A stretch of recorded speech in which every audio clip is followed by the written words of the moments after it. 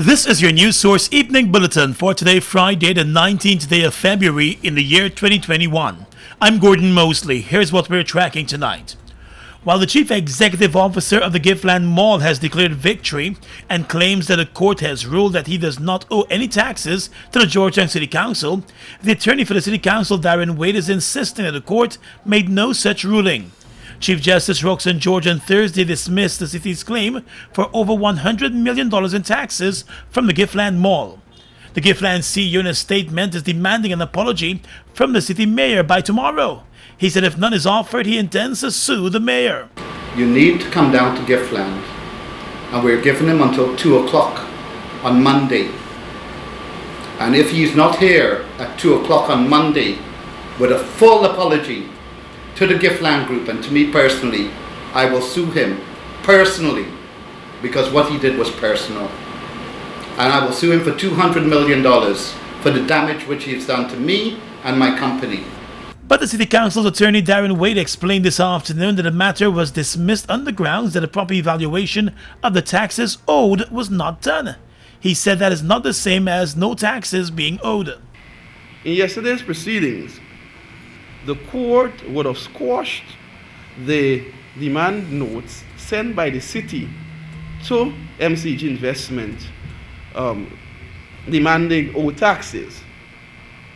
The reasons for squashing those demands notes is simply because the chief valuation officer would have failed to follow the laws.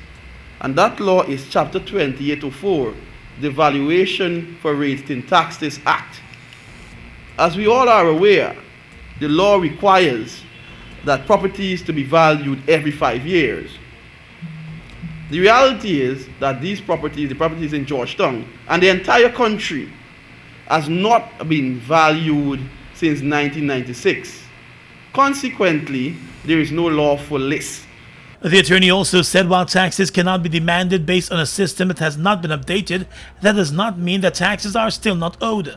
So the court is of the view that the rate, that laws as it relates to taxes must be strictly followed. So as a result of the failure of the minister and the chief valuation officer, the court held that demanding taxes are unlawful. Mr. Wade said based on the ruling, the Chief Justice appears to be of the view that a modern evaluation must be done in order for the council to demand taxes. He said once that updated evaluation is done, the taxes are likely to be much higher and the city council will stand to benefit more in the long run. I raised the point with her that should there be evaluation, that it must be a modern valuation, and she agreed that it must be in the context of 2021. So I believe in the long run, the Chief Justice ruling is beneficial for the Mayor and City Council of Georgetown and all the local authorities of Georgetown. However, it's in my respectful opinion that since 2001, all taxes that were demanded in the entire country, or rates that were demanded in the entire country are quote unquote. The Giftland Company in a statement yesterday celebrated the ruling as meaning that the company owes no taxes. The Chief Justice's ruling is to be made clear when she hands down her orders in a few weeks. More news coming up in a moment. GTT is celebrating our 30th year of proudly serving Guyana. You're invited to join the celebration with 30% off your internet for 3 months when you sign up for Blaze high-speed internet powered by Plume Home Pass. Promotion runs from January 29th to February 28th. Take advantage of this offer today using promotional code BLAZE330. Visit gtt.gy Blaze discount 17 for full details. GTT and you, together we rise. Farfan and Mendez Group of Companies are committed to promoting development through quality service and integrity. We offer our customers genuine products, reliability, and excellence in service. Our corporate head office at Providence affords you the added convenience of a spacious showroom with secured parking. At Farfan and Mendez, we continue to offer our customers a wide range of genuine and affordable German-engineered equipment. We also offer clean, green alternative energy solutions with our industry-leading brands of solar equipment. So, Visit our new showroom at Providence and enjoy the service of our efficient and courteous staff. Farfan and Mendez, offering you solutions you can depend on. Contributions online? Simply visit our website at www.nis.org.gy. Click on the Create New Account button and enter the required information. An automatic email notification will be sent to acknowledge your application. Once your information is authenticated, you will receive an email within 48 hours with instructions on how to access the site. Once logged in, you can click on the My Contributions tab on the left side of the screen to view your contributions. For further information, you can call our records department on 225-2798 or visit your nearest NIS office. This is Annie Bina. She's a clothing designer. She also likes to hang out with her friends. However, a life-changing event is about to occur. The mosquito that bit Annie Bina is infected with a tiny worm that causes lymphatic filariasis, also known as filaria. But what is filaria? Filaria is a disease that affects a person's lymphatic system, causing legs, arms, breasts, or scrotum to swell and eventually remain in a swollen state that cannot go back to normal. Filaria shows no symptoms during the early years. Untreatable chronic symptoms can appear as late as 20 years after infection. Since there are no symptoms in the beginning, most infected persons do not know they're infected, like Annie Bina. When the symptoms begin to appear, nothing will be able to make them disappear. Are you sure that you've not been infected like Annie Bina? What can you do then since you see no symptoms? Take your pills. Prevention is the best cure. A message from the Ministry of Health in collaboration with PAHO WHO. Dare to slay. Are you prepared to represent all Guyanese women on the Miss World stage? Entrepreneurs, social media influencers, beauties with degrees, athletes, humanitarians, and performing artists, top models with charisma, and oh yes, if you so please, friends or frenemies who are as real as can be. Dare to slay, then apply without fear, making 2021 your boldest, bravest year. Win a car, $500,000 in cash, and loads of other prizes fitting for a queen. It's Miss World time. Are you ready to slay? Victoria Regia Season 1 begins. Apply today. www.missworldguyana.com. GBTI is your Guyanese bank, a bank that understands every customer's unique needs, opportunities, challenges, and financial concerns. At GBTI, we see you for you. Whether you're buying a new home or car, planning your next vacation or retirement, saving for your child's future, or whether you're ready to take that bold step of investing in your dream business idea, we are with you every step of the way. We hear your stories and watch you focus on your dreams as we share your aspirations. We are more than just banking. We are a family. We are part of your community. Our commitment extends way beyond the walls of our branches and is demonstrated every day in the opportunities we provide to our individual and business customers. The support, time, and commitment we give back to communities across Guyana to help improve the lives of our Guyanese families. Because we see Guyana through your eyes. Fuel it up and drive, super 95, tune up. Fuel it up and drive, super 95, tune up. Protect your fuel system, boy. High mileage and performance, boy. Guyoil's Super 95 gasoline gives you more reasons to drive and is available at 56 service stations nationwide. For affordable price, high performance, and high mileage, choose Guyoil's Super 95 gasoline. Fuel it up and drive.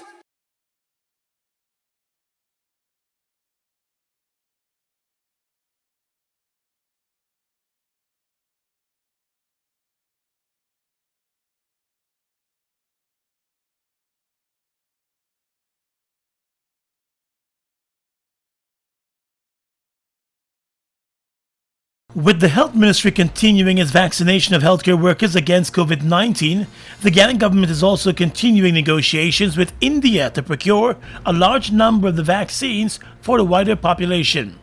The AstraZeneca vaccines that are currently being administered locally were a donation to Guyana from Barbados, which got the vaccines from India.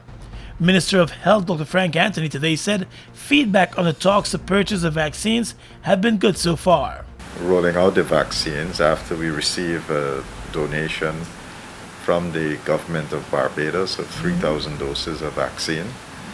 And these vaccines came from the Serum Institute of India through the government of India.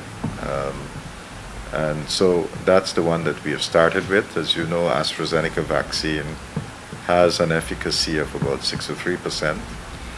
But the expert group by the WHO, the SAGE, has said that if you increase the interval from 4 weeks to say 12 weeks between the first dose and the booster dose, then the efficacy of the vaccine goes up from 63 to about 82%.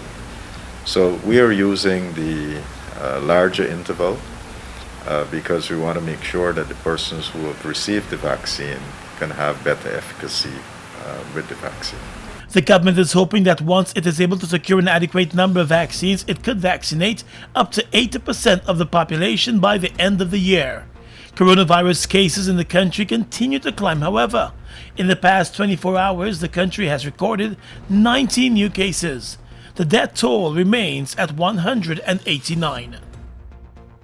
The Guyana-Suriname ferry service will restart operations from this coming Sunday, but only nationals of Suriname and Guyana and diplomatic representatives will be allowed to use the ferry. Other international travelers and holders of other passports will not be allowed to use the service.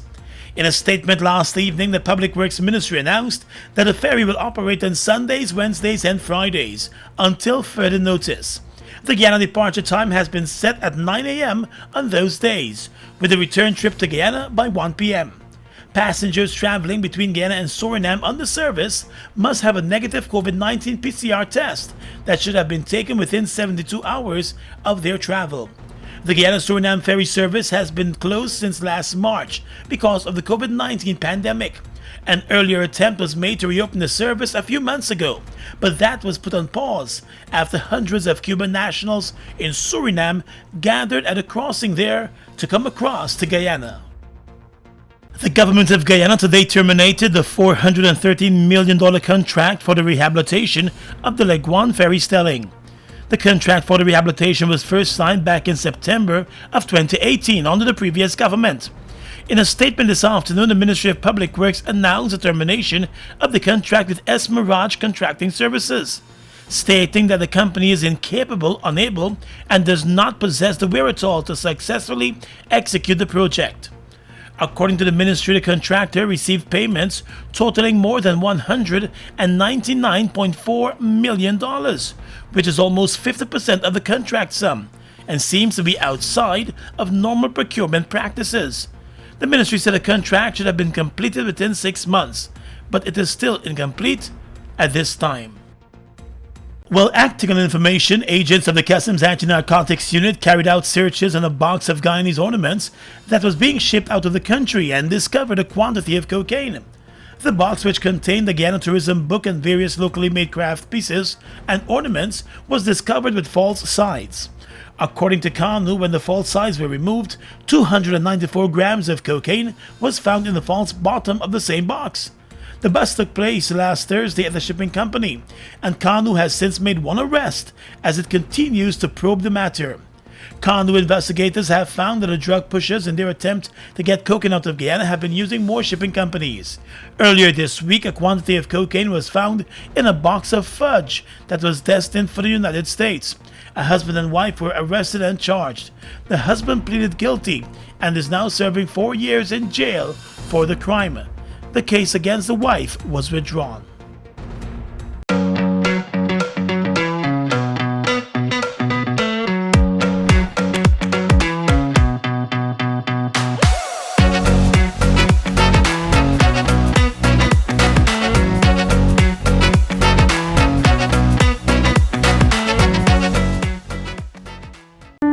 is Annie Bina. She's a clothing designer. She also likes to hang out with her friends. However, a life-changing event is about to occur. The mosquito that bit Annie Bina is infected with a tiny worm that causes lymphatic filariasis, also known as filaria. But what is filaria?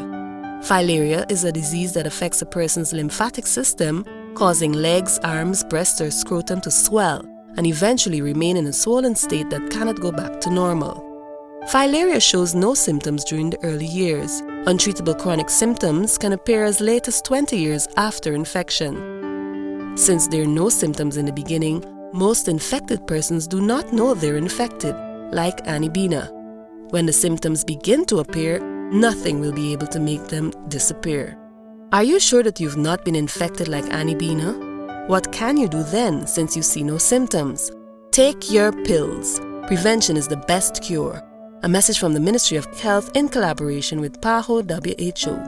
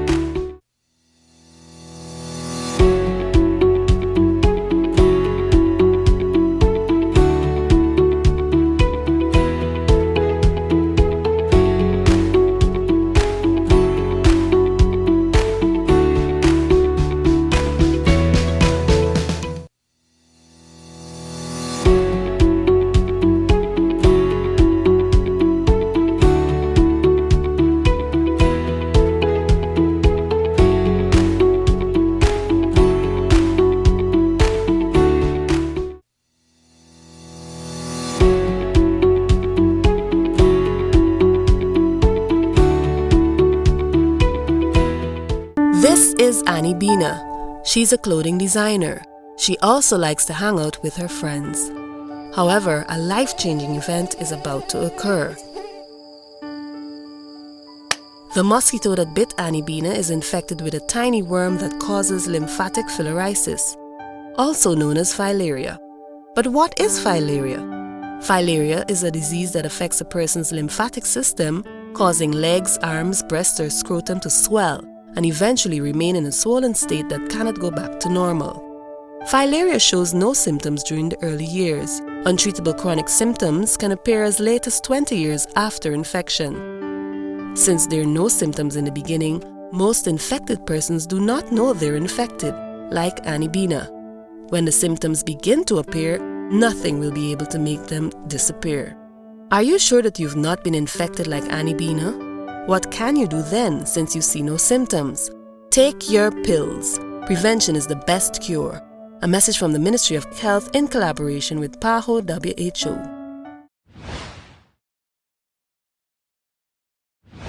Due to the impacts of the global pandemic, COVID-19 across our nation, essential organizations like us have chosen to adopt innovative approaches to meet the emerging needs of our customers while protecting our employees.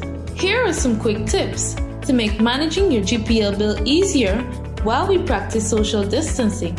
To register for electronic billing, you can use the e-billing tab on your website. To access your bill balance, you can use 4 options: the website live chat at gpl.net, the online inquiry on our website under billing, SMS Freedom by texting your GPL reference number to 624-0400 or 608-8400, or call our call center at 226-2600.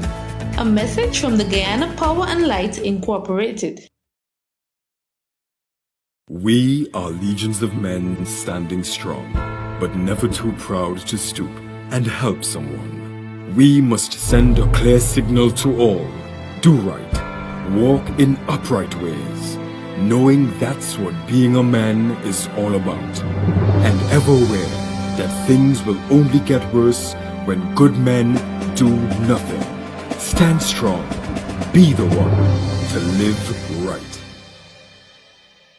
Across the region right now, former commanders from Colombia's demobilized FARC guerrillas yesterday accepted accusations by a transitional justice court that they committed war crimes and crimes against humanity during the group's 50-year war with the state.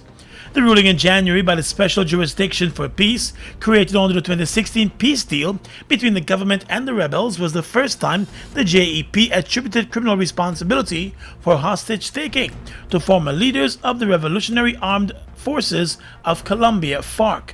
The former commanders were also accused of other war crimes connected with the treatment of kidnapped victims, including murder and torture, among others. The FARC rebels used kidnappings for ransom to fund their war, while captured military or government personnel were used to pressure the authorities into releasing jailed rebels, the report found.